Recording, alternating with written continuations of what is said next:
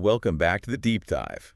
Today we're going deep into the world of drug development. Oh, yeah. Focusing on how teams choose the best drug candidate to move forward with. Right. The best of the best. Exactly. You've given us a ton of research papers and articles, even some personal notes to dig into. It's quite the stack. It's a real treasure trove. Yeah. We know you love getting into the nitty-gritty, and this process Oh, I do. is all about making those tough choices from a mountain of data. That's the heart of it, really picking the winner from a sea of possibilities. Okay, so let's break this down. Your research really highlighted metabolic stability. Right. Basically, how fast a drug breaks down in the liver. Oh, I was surprised to learn that a rapid breakdown isn't always a bad thing. yeah. That's a common misconception. Can you explain that a bit more? Sure. So sometimes those breakdown products, what we call metabolites, Okay. they're the real stars of the show, they can be even more effective than the original drug Wow. or have better characteristics for development. So it's like finding a hidden treasure within the drug itself. Exactly. It's like the drug has a secret weapon. That's a great way to put it. Your notes also had a case study on celecoxib. Right. A popular pain reliever. Yeah, showing how a specific liver enzyme, CYP2C9, plays a major role in breaking it down. It's a key player, for sure. What's the significance of that? Well, understanding how these individual enzymes work is critical. It's not just about breaking down the drug. I see. It's about knowing how it's broken down and what those metabolites do, Right. It helps us anticipate potential drug interactions Okay. or even tailor treatments for people with certain genetic variations. So it's like personalized medicine, but at the enzyme level. You got it. That's incredible. And Yeah. what about these reactive metabolites I keep seeing in the research? Oh, yes. Those sound a little ominous. Well, they can be. They're kind of the unwanted guests at the party, potentially causing some nasty side effects. Oh, no. Some drugs have even been pulled from the market because of them. Really? Yeah, you remember Vioxx? Wow. It was a blockbuster pain reliever, Right. but it turned out to have serious cardiovascular side effects, all because of its reactive metabolites. Wow. That really highlights the importance of safety testing. Absolutely. You don't want to release a drug that does more harm than good. No, absolutely not. But your research also pointed out some exciting new tools. Oh, yeah. Like computer modeling being used to predict that potential toxicity early on. That's right. Computer modeling is becoming incredibly powerful, Yeah. It allows us to simulate how a drug might behave in the body Okay. before we even start clinical trials. Wow. It's like having a virtual lab, That's amazing. helping us weed out those problematic candidates early on. And your notes also mention using mouse models to study how drugs interact with these transporters in the body. Yes, the gatekeepers. What exactly are transporters and why are they so important? Well, think of transporters as gatekeepers. They control what goes in and out of our cells. Okay. They play a critical role in how a drug is absorbed, distributed, and ultimately eliminated from the body. I see. By studying these interactions in mouse models, we get a better understanding of a drug's journey through a living system. It sounds like a really complex puzzle with all these different pieces interacting. It's a fascinating puzzle to solve. But it's not just about the science, is it? Your research also emphasized the business side of things, Oh, absolutely. like market exclusivity and scalability. Right, a groundbreaking drug isn't much use if it's not commercially viable. Yeah, it's true. Market exclusivity, protected by patents, is crucial.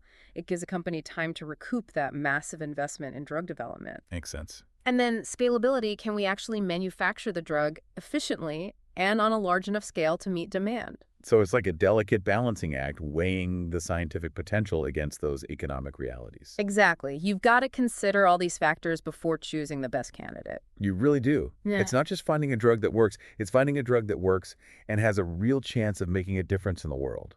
You hit the nail on the head. It's that sweet spot between scientific promise, safety, manufacturability, and market viability. Okay, so we've got this mountain of data about potential drug candidates. Right. What happens next? How do teams actually sift through it all and make that final decision? Well, there are several key factors they consider first and foremost. Efficacy, does the drug actually work? Okay. How does it compare to existing treatments? They really dig into that clinical trial data, Yeah. analyzing everything from how well the drug performs Right. to its potential side effects. So it's about crunching the numbers, seeing how the drug measures up against the competition. Exactly. But it's not just about efficacy, is it? Right. Safety is paramount. Right. They scrutinize that data for any red flags, any hints of toxicity or adverse reactions. Yeah. They want to be sure the drug's benefits outweigh any potential risks. That makes sense. You wouldn't want to release a drug that causes more harm than good. No, absolutely not. And And then there's manufacturability. Can we actually produce this drug on a large scale? Can well, we do it efficiently and cost effectively? that's a practical consideration that I think sometimes gets overlooked. You're absolutely right. A brilliant drug is no good if we can't get it into the hands of the people who need it. Absolutely. So it's like a three-legged stool: efficacy, safety, and manufacturability. I like that. All three have to be strong for the drug to really stand a chance. That's a great analogy. And interwoven with all of this are those business considerations. Right, those economic realities we talked about earlier. Your notes mentioned something called net present value Ah, as a key decision-making tool. Can you explain what that is and why it's important? sure. Net present value, or NPV. It's a way of calculating the profitability of a drug candidate over its entire life cycle. Okay. So it takes into account all the costs, research, development, manufacturing, marketing, Wow, that's a lot. and compares those to the projected revenue. So it's like a financial crystal ball trying to predict whether the drug will be a blockbuster or a bust. That's a great way to put it. A high NPV suggests the drug has the potential to be profitable, Right. while a low or negative NPV raises some serious red flags. I can see how that would be crucial information for those decision makers. Oh, it is. But it's not just about the bottom line, is it? No, it's not. Companies also consider the strategic fit of a drug candidate. Okay.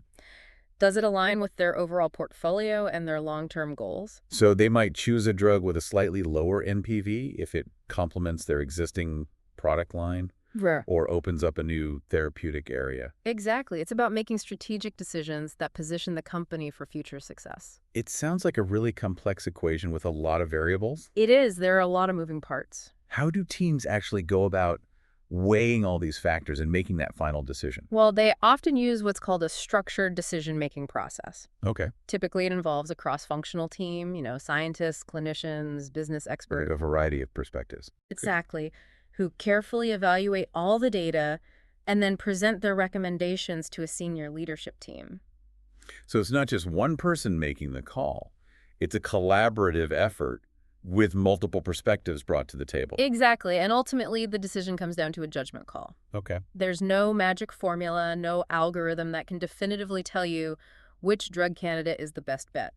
That makes sense. It's like a high-stakes poker game where you have to weigh the odds and make the best decision based on the information you have. That's a great analogy, and like any poker game, there's always an element of risk. So how do they try to minimize that risk? One way is through rigorous data analysis. Okay. They scrutinize every piece of information, looking for any patterns or insights that might help them make a more informed decision. It's about leaving no stone unturned, right? Making sure they've considered every angle. Precisely. They also consider the competitive landscape. Oh, right. What other drugs are in development for this particular condition? Yeah. How advanced are they? So they're trying to anticipate what the market might look like in a few years when their drug is ready to launch. Exactly. They want to make sure they're not entering a crowded market where their drug will get lost in the noise. Yeah. So it's like a chess game, trying to outmaneuver your opponents. I like that analogy. Yep. They also have to factor in the regulatory landscape. Right. What are the requirements for approval in different countries? Right. Those regulatory hurdles we talked about earlier. Exactly. Navigating those hurdles can be a complex and time-consuming process. I bet. They have to make sure their drug candidate has a good chance of clearing those hurdles successfully. It sounds like a lot to juggle. It is, and to top it all off, they have to be mindful of the ever-changing nature of the pharmaceutical industry. Oh, of course. New scientific discoveries, emerging technologies, evolving market dynamics, Right. it can all impact their decision-making.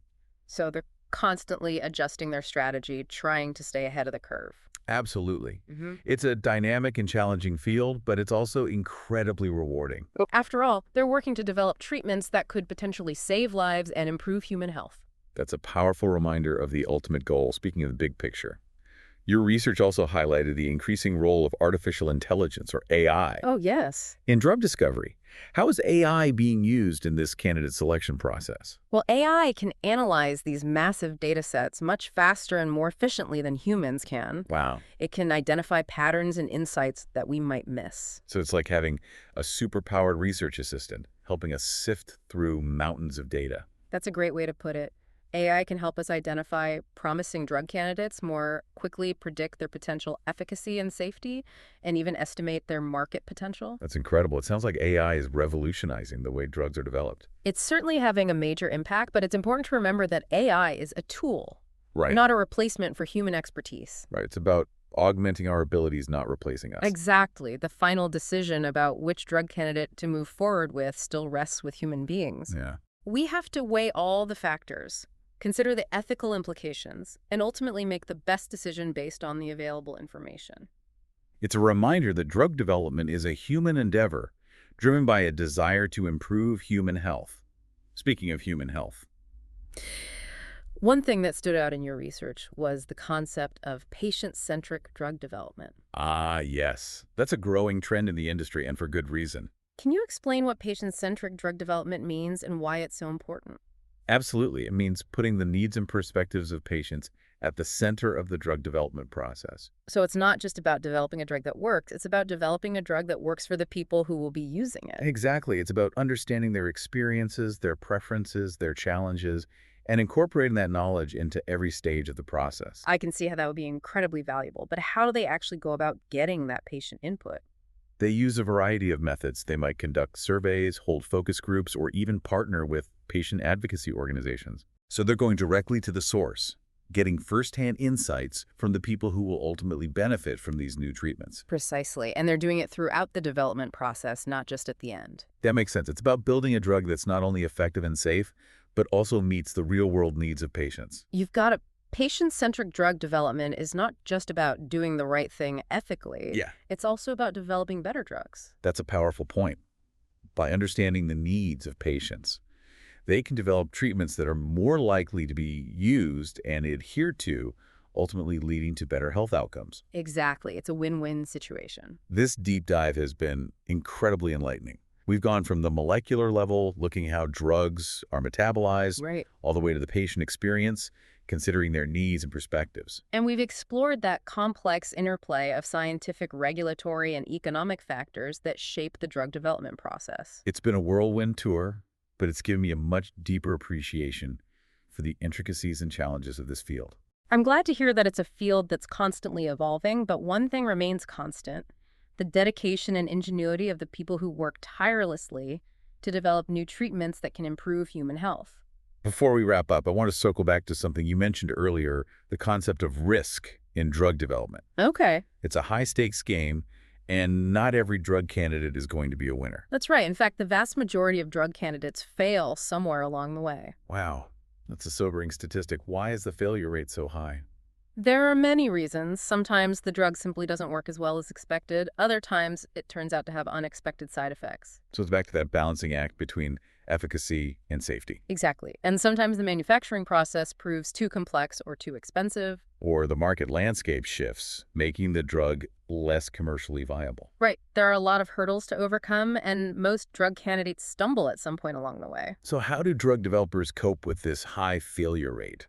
Well, for one thing, they embrace the concept of failing fast. What does that mean? It means identifying and eliminating unpromising candidates as early as possible. Oh, Rather than clinging to a drug that's not working, they cut their losses and move on to something with more potential. that makes sense. It's about maximizing efficiency and minimizing wasted resources. Exactly. They also learn from their failures. Oh, sure. They analyze what went wrong, why the drug candidate failed, Right.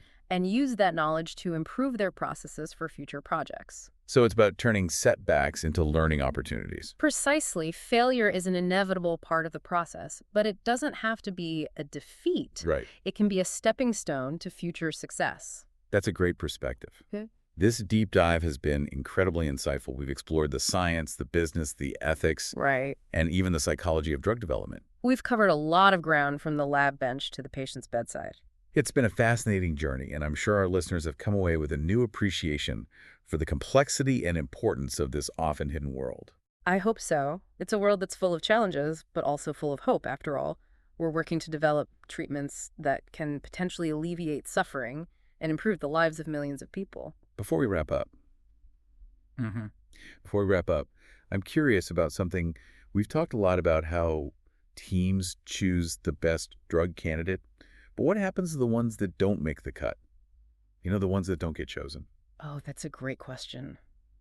It's not always the end of the road for those candidates. Really? Yeah, sometimes they're shelved temporarily. you know, Okay. maybe to be revisited later if new research emerges or the market landscape changes. So they're kind of like seeds in a vault, just waiting for the right conditions to sprout. Exactly. And sometimes these candidates find new life in a different indication. What does that mean? Well, a drug that wasn't effective for its original purpose might show promise for treating a different disease altogether. That's fascinating. So it's like recycling, but for drug candidates. You could say that it's about recognizing that even if a drug doesn't hit the mark initially, it might still hold valuable potential. That's a great reminder that failure isn't always final. It can be a redirection, a chance to explore new possibilities. Mm-hmm. This deep dive has been a real eye-opener. I feel like I've gained a whole new understanding of this intricate world of drug development. It's a complex and fascinating process, isn't it? From the initial spark of an idea to the rigorous testing and evaluation to that final decision, about which candidate to move forward with. Yeah. There's so much involved. And it's all driven by that shared goal of improving human health. Yeah. It's inspiring to think about the dedication and passion of all the people who work in this field. I couldn't agree more. They're true heroes working tirelessly behind the scenes to develop treatments that can alleviate suffering and enhance lives. Well said. We've covered a lot of ground today, from the science of drug metabolism to the economics of market exclusivity to the importance of patient-centric development. What are some key takeaways you hope our listeners will remember from this deep dive? I hope they come away with a deeper appreciation for the complexity of the drug development process. It's not a simple or straightforward path. It's a long and winding road filled with challenges and setbacks, but also with some incredible triumphs. It's a reminder that scientific progress takes time, persistence, and a willingness to embrace both success and failure. Exactly. I also hope our listeners will remember the human element of this story behind every new drug. There are countless individuals, scientists, clinicians, researchers, patients, Right. who have contributed their knowledge, skills, and experiences to make it a reality. It's a testament to the power of human ingenuity and collaboration. Absolutely. And finally, I hope our listeners will be inspired by the incredible potential of this field. New technologies like AI and machine learning are revolutionizing the way drugs are developed, offering new hope for treating diseases that were once considered incurable. It's an exciting time to be following the world of drug development. Who knows what breakthroughs lie just around the corner. The possibilities seem endless. Thanks for joining us on this deep dive. Until next time, keep learning and keep exploring.